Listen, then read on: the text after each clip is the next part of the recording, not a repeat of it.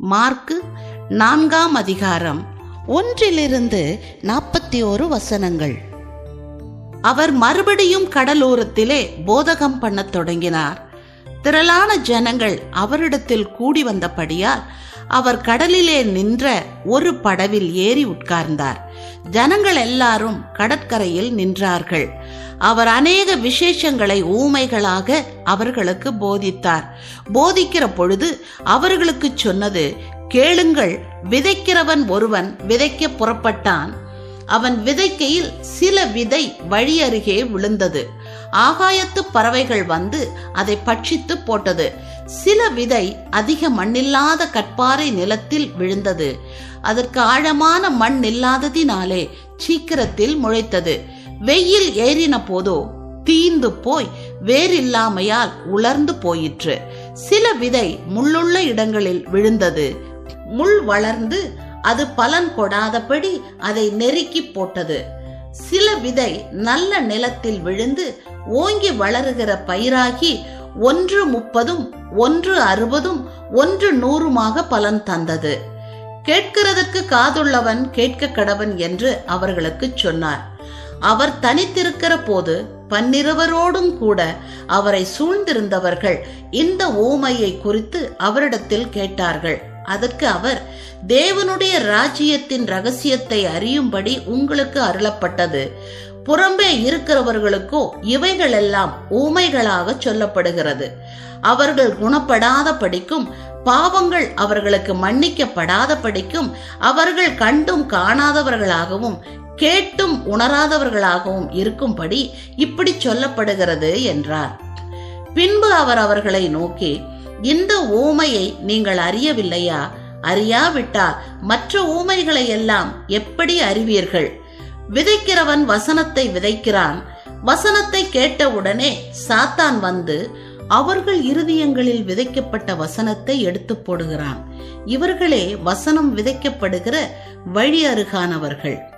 அப்படியே வசனத்தை கேட்ட உடனே அதை சந்தோஷத்தோடு ஏற்றுக்கொண்டும் தங்களுக்குள்ளே வேர் கொள்ளாதபடியால் கொஞ்ச காலம் மாத்திரம் நிலைத்திருக்கிறார்கள். வசனத்தின் நிமித்தம் உபத்திரவமும் துன்பமும் உண்டான உடனே இடறல் அடைகிறார்கள். இவர்களே கற்பாறை நிலத்தில் விதைக்கப்பட்டவர்கள். வசனத்தை கேட்டும் உலக கவலைகளும் ஐஸ்வர்யத்தின் மயக்கமும் மற்றவைகளை பற்றி உண்டாகிற இச்சைகளும் உட்பிரவேசித்து வசனத்தை நெருக்கி போட அதனால் பலனற்று போகிறார்கள். இவர்களே முள்ளுள்ள இடங்களில் விதைக்கப்பட்டவர்கள். வசனத்தை கேட்டு ஏற்றுக்கொண்டு 1 30, 1 60, 1 100 பலன் கொடுக்கிறார்கள். இவர்களே நல்ல நிலத்தில் விதைக்கப்பட்டவர்கள் என்றார். பின்னும் அவர் அவர்களை நோக்கி, விளக்கை தண்டின் மேல் வைக்கிறதற்கே அன்றி மரக்காலின் கீழாகிலும் கட்டிலின் கீழாகிலும் வைக்கிறதற்கு கொண்டு வருவார்களா? வெளியரங்கமாகாத அந்தரங்கமும் இல்லை, வெளிக்கு வராத மறைப்பொருளும் இல்லை. கேட்கிறதுக்கு ஒருவன் காதுள்ளவனாய் இருந்தால் கேட்க கடவன் என்றார். பின்னும் அவர் அவர்களை நோக்கி, நீங்கள் கேட்கிறதை கவனியுங்கள். எந்த அளவினால் அளக்கிறீர்களோ அந்த அளவினால் உங்களுக்கும் அளக்கப்படும். கேட்கிற உங்களுக்கு அதிகம் கொடுக்கப்படும்.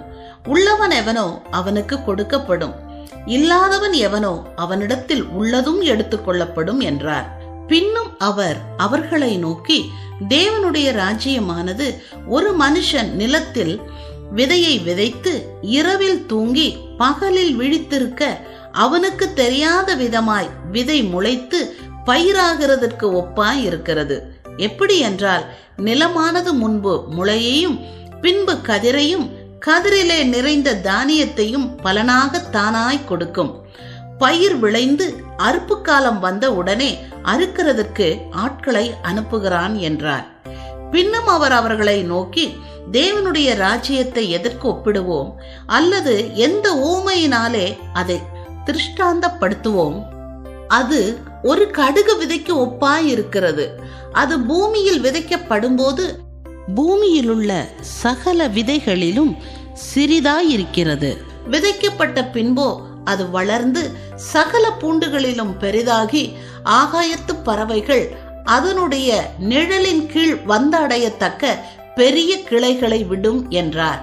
அவர்கள் கேட்டறியும் திராணிக்கு தக்கதாக அவர் இப்படிப்பட்ட அநேக ஊமைகளினாலே அவர்களுக்கு வசனத்தை சொன்னார். ஊமைகளினாலே அன்றி அவர்களுக்கு ஒன்றும் சொல்லவில்லை. அவர் தம்முடைய சீஷரோடே தனித்திருக்கும் போது அவர்களுக்கு எல்லாவற்றையும் விவரித்து சொன்னார். அன்று சாயங்காலத்தில் அவர் அவர்களை நோக்கி, அக்கரைக்கு போவோம் வாருங்கள் என்றார். அவர்கள் ஜனங்களை அனுப்பிவிட்டு அவர் படவில் இருந்தபடியே அவரை கொண்டு போனார்கள். வேறே படவுகளும் அவரோடே கூட இருந்தது. அப்பொழுது பலத்த சுழல் காற்று உண்டாகி படவு நிரம்பத்தக்கதாக அலைகள் அதன் மேல் மோதிற்று. கப்பலின் பின்னணியத்தில் அவர் தலையணையை வைத்து நித்திரையாயிருந்தார். அவர்கள் அவரை எழுப்பி, போதகரே, நாங்கள் மடிந்து போகிறது உமக்கு கவலை இல்லையா என்றார்கள். அவர் எழுந்து காற்றை அதட்டி கடலை பார்த்து, இறையாதே, அமைதலாயிரு என்றார். அப்பொழுது காற்று நின்று போய் மிகுந்த அமைதல் உண்டாயிற்று.